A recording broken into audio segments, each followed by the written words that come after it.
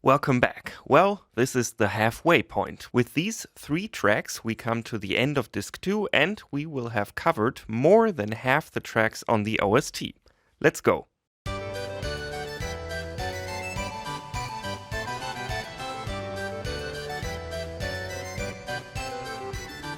Let's get back to the story. We leave the desolate hovel that is North Corel on the cable cart and arrive at a giant amusement park. It's called Gold Salsa and it's got everything. An arcade, a roller coaster, an arena, a racetrack and much, much more.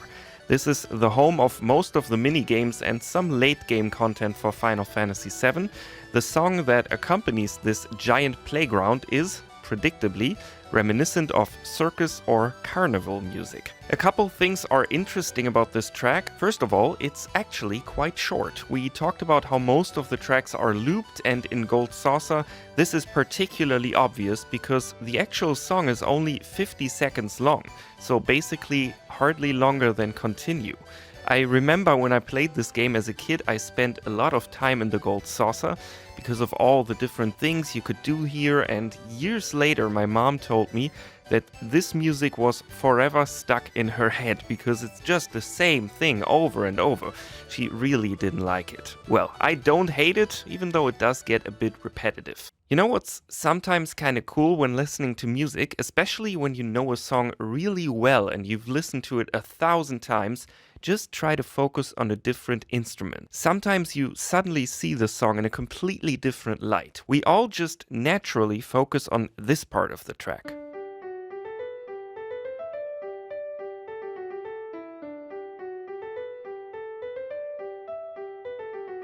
But this part is pretty cool as well.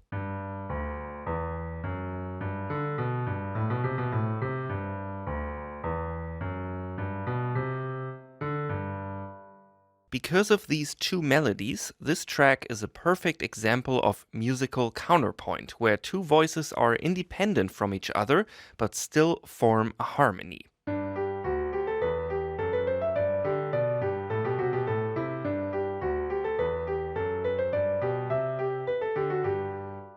One aspect that gives this track a repetitive circular quality is the way in which the melody keeps going up and down, kind of like a carnival ride. I know I complained about it, but that circular quality, the way this track feels like a never-ending loop, actually makes sense. This place is always running. Whatever you feel like doing, at any time of day or night, the Gold Saucer is always open. The fun never stops.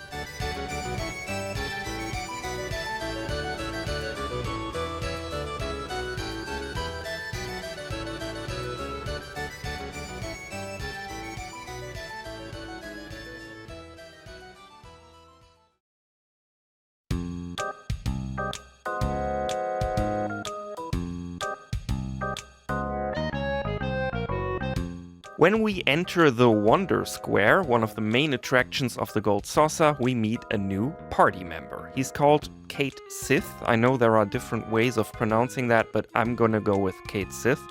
He's not my favorite character. There are story-related reasons for this. He's more than suspicious from the get-go. He doesn't even give us a choice of whether we want him on our team or not.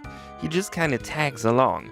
And he's also just, really, really weird. He's a toy cat riding a toy Moogle who kills enemies by hitting them with a megaphone. I mean, why?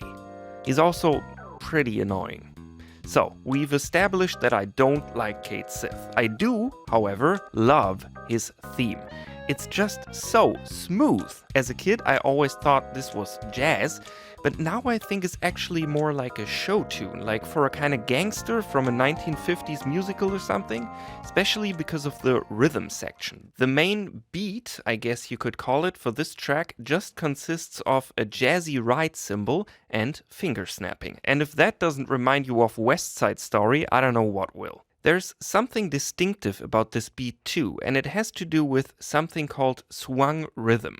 This is a technique where the first and second notes are alternately lengthened and shortened, creating a more natural, groovy feel. You can hear the difference in the way this track sounds with swung notes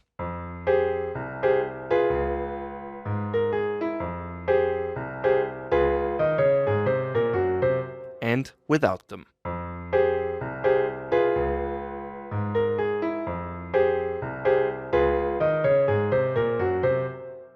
Another reason this song reminds me of a musical number is this part. The main melody, played by a clarinet, sounds a bit like there should be lyrics here, doesn't it?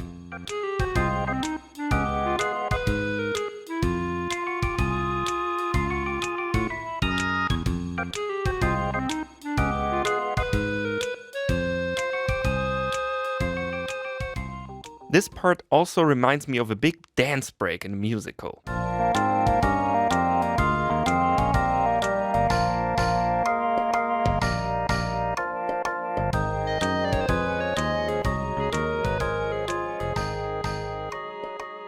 As much as I love this track, it showcases a big problem with character themes. They don't fit everywhere.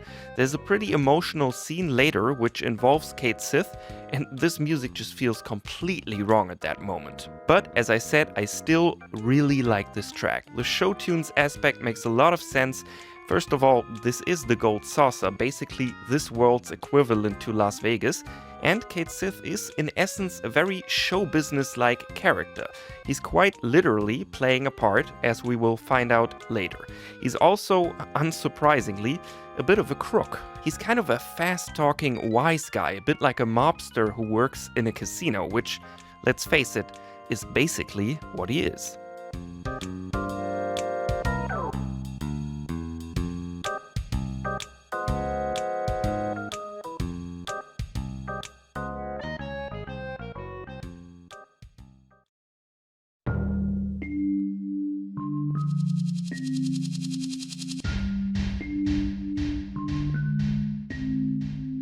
While it's a lot of fun to just walk around the Gold Saucer trying all the different attractions, not all is well in the land of Gaia, I guess? As soon as we enter the Gold Saucer, Barrett runs off. When we get to the arena called the Battle Square, we discover what looks like something Sephiroth would leave behind. However, this was not done with a sword, but by a man with a gun for an arm. Well, we do know someone like that, unfortunately. The owner of the Gold Saucer, called Dio, doesn't care to listen to our explanations, so he goes ahead and throws us into a sprawling desert prison, which is conveniently located just underneath the amusement park. Okay, before we go on, this is embarrassing, but somehow I never realized that the desert prison is actually Old Corel. I played this game countless times, but somehow I always missed that, even though it's really obvious. It's just one of those things, I guess. Anyway, these are the ruins of Old Corel, and they're in pretty bad shape.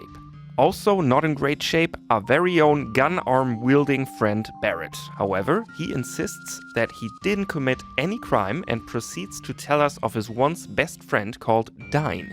He also has a gun for an arm, and his state of mind is, let's say, less sound than Barrett's. After some searching, we find Dine, and he and Barrett have a confrontation, which ends with Dine killing himself. It's all pretty grim stuff, and the music is not much of a hoot either. There are lots of long pauses and very atmospheric, even dystopian elements to this track, and a pretty obvious Western influence as well. You can hear all of that in this part.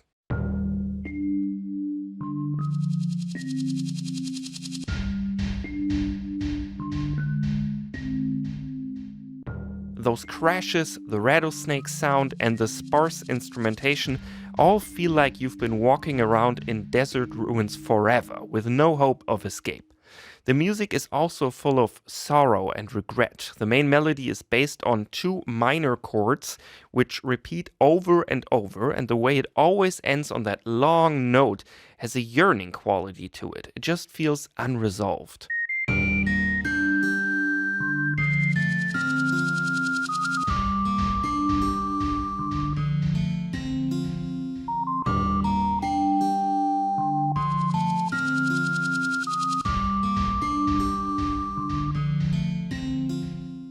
There are also these long pauses between the different parts of the song. I think that's great. Often, especially in soundtracks, silence can be a great tool to convey something. Sometimes a well-placed pause can be more emotional and unsettling or create a lot more tension than the most elaborate piece of music.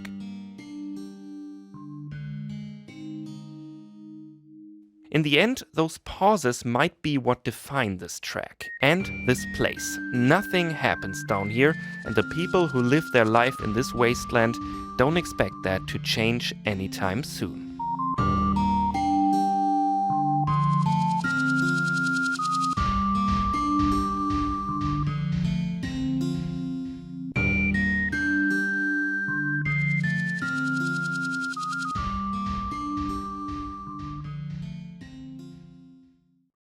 And that was it for part 15. Thank you for watching, and I hope you enjoyed it. Stay tuned for part 16.